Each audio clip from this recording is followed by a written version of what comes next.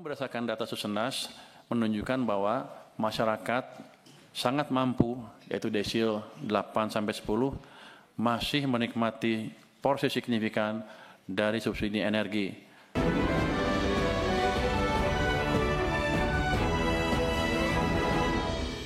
Sebelumnya pemirsa, Menteri Keuangan Purbaya Yudi Sadewa mengakui selama ini subsidi energi masih belum tepat sasaran karena sebagian besar dinikmati kelompok masyarakat yang mampu. Subsidi yang diberikan pemerintah semestinya berfungsi untuk melindungi kelompok rentan, bukan kelompok atas. Purbaya menyebut dari total subsidi energi yang disalurkan pemerintah sebesar Rp386,9 triliun pada 2024, warga yang tingkat kesejahteraan atau pengeluaran terendah yakni desil 1, 2, dan 3 masing-masing menikmati manfaat 7, 9, dan 10%. Sementara kelompok masyarakat yang masuk kategori sangat mampu atau desil 8, 9, dan 10 menerima manfaat masing-masing 11, 10, dan 9% dari subsidi yang diberikan. Namun berdasarkan data Susenas menunjukkan bahwa masyarakat sangat mampu, yaitu desil 8-10, masih menikmati porsi signifikan dari subsidi energi. Sejalan dengan hal tersebut, ke depan kita akan terus berusaha agar subsidi dan kompensasi lebih tepat. Ya, ini pernyataan dari Menteri Keuangan terkait problem klasik sebenarnya yang terjadi di Indonesia terkait subsidi adalah tidak tepat sasaran ya. Nah, mungkin tantangan ke depannya bagi pemerintah dan juga lembaga terkait untuk distribusinya bagaimana agar memang khususnya LPG 3 kg itu tepat sasaran untuk masyarakat yang tidak mampu ya. Namun jangan juga sampai menyusahkan masyarakat seperti kasus-kasus yang terlebih dahulu pernah terjadi ya, sampai masyarakat kesulitan untuk mendapatkan LPG dan juga dipersulitlah untuk mendapatkan LPG. Semoga ke depannya kita bisa masyarakat yang susah bisa mendapatkan LPG dengan mudah dan juga tepat sasaran. Ya, kita harapkan demikian begitu ya, agar kemudian diurutkan di mana masalah utamanya dari hulu hingga hilir agar kemudian penyaluran subsidi LPG 3 kg bisa berlangsung dengan lancar tanpa kemudian membuat masalah baru ke depannya. Menteri Energi dan Sumber Daya Mineral Bahlil Lahadalia akan memperketat pengawasan penyaluran liquefied petroleum gas atau LPG 3 kg agar subsidi gas melon tersebut tepat sasaran. Kementerian SDM mengkaji rencana pembentukan lembaga untuk mengawasi distribusi LPG 3 kg. Bahlil menyebut subsidi LPG yang setiap tahun mencapai hingga Rp87 triliun saat ini masih diawasi langsung oleh Kementerian SDM melalui Ditjen Migas. Sementara itu subsidi BBM senilai Rp140 hingga Rp160 triliun per tahun di bawah pengawasan BPH Migas. Bahlil menyebut pihaknya juga membuka opsi untuk memperluas kewenangan BPH Migas sebagai pengawas dalam penyaluran LPG bersubsidi. Bahlil menyebut hal ini perlu dilakukan lantaran langkah pemerintah yang kembali mengizinkan pengecer untuk menjual gas melon tersebut. Eksersis aturannya, memang idealnya LPG ini juga diawasi oleh sebuah badan atau institusi yang cukup. Kalau LPG itu subsidinya 80-87 triliun per tahun, tetapi diawasi oleh Kementerian SDM di bawah Dirjen Migas. Karena itu ke depan subsidi ini harus kita jaminkan dan kita pastikan untuk tepat sasaran. Nah, karena itu institusinya lagi sedang kita pikirkan apakah bisa ke BPH Migas atau dia sendiri kita membuat badan ad hoc-nya.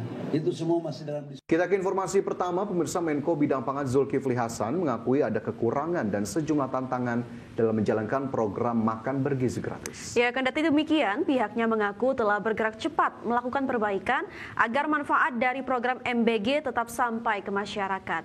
Zulkifli Hasan memastikan pemerintah akan memperbaiki sistem dan memperkuat tata kelola program makan bergizi gratis sesuai arahan dari Presiden Prabowo Subianto. Nantinya juga akan diterbitkan peraturan Presiden maupun instruksi Presiden yang akan mengandung aturan terkait tata kelola dan teknis program makan bergizi gratis. Oleh karena itu tentu ada tantangan dan kekurangan, tapi saudara-saudara, komitmen pemerintah jelas, respon cepat, instruksi Bapak Presiden tegas, perbaiki sistem, perkuat tata kelola MBG secara menyeluruh, dan hari ini tentu yang sudah kami sampaikan kemarin, beberapa perkembangan kami Ketua DPR RI Puan Maharani mendukung Presiden Prabowo Subianto menerbitkan peraturan presiden tentang tata kelola makan bergizi gratis dalam waktu dekat. Puan juga mendorong realisasi program MBG dievaluasi total lantaran maraknya kasus keracunan yang berdampak lebih dari 4.700 penerima manfaat. Puan meminta seluruh kementerian dan lembaga terkait dapat terlibat setelah diatur dalam Perpres. Puan mewanti-wanti pelaksanaan program MBG agar tidak terjadi masalah lagi di lapangan. Puan juga menambahkan perbaikan pelaksanaan MBG harus ditindaklanjuti oleh berbagai pihak terkait. Ia menegaskan seluruh proses dan mekanisme terkait program perlu dibenahi. Namun tentu saja karena perlu dilakukan evaluasi secara total dan perlu diperbaiki, DPR RI kemarin melalui komisi sudah meminta supaya ada payung hukumnya berupa Perpres, dan saya sudah mendapatkan laporannya bahwa akan segera dikeluarkan Perpres terkait payung hukum sehingga bisa melibatkan seluruh kementerian lembaga yang terkait sehingga nantinya bisa ikut membantu dan tentu saja menjaga jangan sampai kemudian proses dari penyediaan program makan bergizi ini Selanjutnya, pemirsa, pemerintah memastikan seluruh biaya perawatan korban keracunan program makan bergizi gratis akan ditanggung negara. Mekanisme pembiayaan akan dilakukan di tingkat kabupaten dan kota. Menteri Kesehatan Budi Gunadi Sadikin menegaskan biaya korban MBG akan ditanggung oleh pemerintah melalui BGN. Aturan penanganannya sudah tercantum dalam regulasi yang berlaku. Nanti ini ditanggung biayanya oleh pemerintah, dalam hal ini oleh BGN.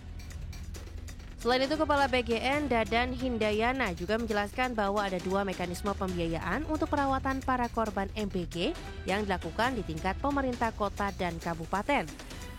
Setelah menetapkan status kejadian luar biasa atau KLB atau belum. Jadi ada 2 daerah yang sudah menetapkan KLB di tingkat kota kabupaten, dan ketika pemerintah kota kabupaten menetapkan KLB maka itu pemerintah daerah bisa mengklaim pendanaannya itu ke asuransi.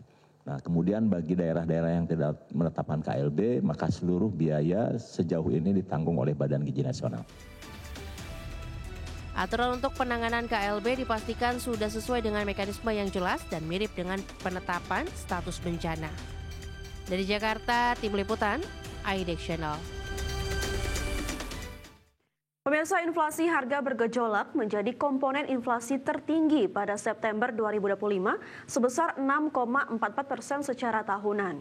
Kenaikan harga cabai merah, bawang merah, daging ayam ras, serta beras turut berkontribusi dalam meningkatnya indeks harga konsumen. Inflasi harga bergejolak atau volatile goods menjadi komponen inflasi tertinggi pada September 2025, yakni sebesar 6,44% secara tahunan. Kenaikan harga cabai merah, bawang merah, daging ayam ras, serta beras turut berkontribusi dalam meningkatkan indeks harga konsumen. Komponen lain yang juga mengalami inflasi secara tahunan yakni inflasi inti sebesar 2,19%. Adapun komoditas yang menyumbang inflasi inti adalah emas dan perhiasan, minyak goreng hingga kopi bubuk. Selanjutnya, komponen inflasi harga diatur pemerintah tercatat sebesar 1,1%. Komoditas yang dominan adalah tarif air minum PAM di 13 wilayah, sigaret kretek mesin, serta bahan bakar rumah tangga. Seperti diketahui, berdasarkan data BPS, inflasi tahunan September 2025 sebesar 2,65%, sedangkan 0,21% secara bulanan. Inflasi tertinggi terjadi di Provinsi Sumatera Utara sebesar 5,32% dan terendah terjadi di Provinsi Papua sebesar 0,99%.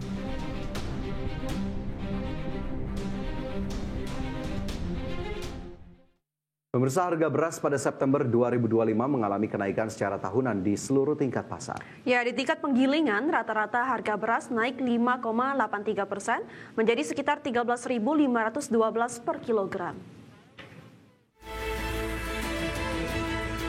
Berdasarkan data Badan Pusat Statistik, harga beras pada September 2025 mengalami kenaikan secara tahunan di seluruh tingkat pasar, meskipun secara bulanan cenderung turun. Di tingkat penggilingan, rata-rata harga beras naik 5,83% menjadi sekitar 13.512 per kilogram. Kenaikan juga terjadi di tingkat grosir yang tumbuh 5,54% dengan harga rata-rata 14.290 per kilogram. Sementara itu harga beras di tingkat eceran meningkat 4,06% dengan rata-rata mencapai 15.375 per kilogram. Peningkatan harga beras ini juga menjadi kontributor terbesar dalam inflasi secara nasional. Inflasi tahunan September 2025 tercatat sebesar 2,65% dibandingkan periode yang sama tahun sebelumnya. Tim Liputan IDX Channel. Ya, kalau kita berbicara soal harga beras, begitu ya, kita tahu dalam beberapa waktu terakhir memang sempat mengalami kenaikan, begitu ya, terutama untuk beras kategori premium. Bahkan kalau yang biasa saya beli nih, Vini, ini naiknya luar biasa, hampir 50% lah. Ini jadi cukup terasa. Nah, ini juga kalau memang terjadi di beras-beras medium dan juga beras-beras lainnya, ini kita tentu pastikan ini menjadi beban tersendiri bagi masyarakat. Stabilisasi harus terus dilakukan oleh pemerintah dan juga seluruh pemangku kepentingan agar kemudian harga beras maupun komoditas pangan lainnya stabil. Ya, apalagi di tengah kondisi ekonomi yang saat ini sedang lemah ya. Tentunya masyarakat juga akan semakin keberatan jika harga beras dan juga makanan pokok lainnya terus mengalami kenaikan. Semoga saja ke depannya harga-harga makanan pokok bisa terus stabil ya. Baik,